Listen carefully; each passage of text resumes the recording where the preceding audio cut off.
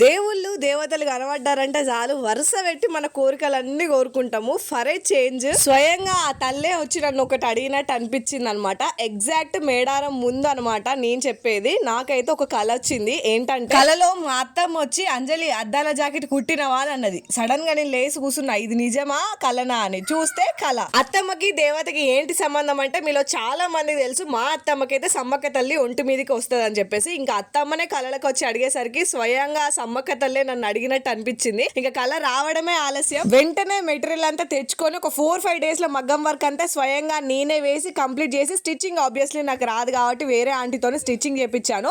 Only blouse తీసుకుపోతే ఏం బాగుంటుందని దానికి పర్ఫెక్ట్ అయిన శారీ తీసుకెళ్లి అత్తమ్మకైతే ఇచ్చాను. మేము సమ్మక్కని చేసుకునే రోజు కట్టుకుంది, ఇంకా మేడారం వెళ్ళినప్పుడు కూడా కట్టుకుంది. దీనికంటే ముందు నేను 2 ఆల్రెడీ అత్తమ్మకి నేనే మగ్గం వర్క్ వేసి ఇచ్చాను, కానీ ఇది కొంచెం స్పెషల్ అబ్బా. మీకు ఇలాంటి సిచ్యువేషన్స్ ఎప్పుడైనా జరిగినాయో కమెంట్ బాక్స్ లో కమెంట్ చేయండి. ఇంకా మా అత్తమ్మ రియాక్షన్ ఏంటో చూసేద్దాం రండి.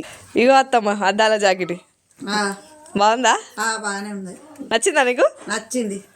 ఓకే. సమ్మవ తల్లికేనా నచ్చింది. సమ్మవ తల్లికేనా నచ్చింది.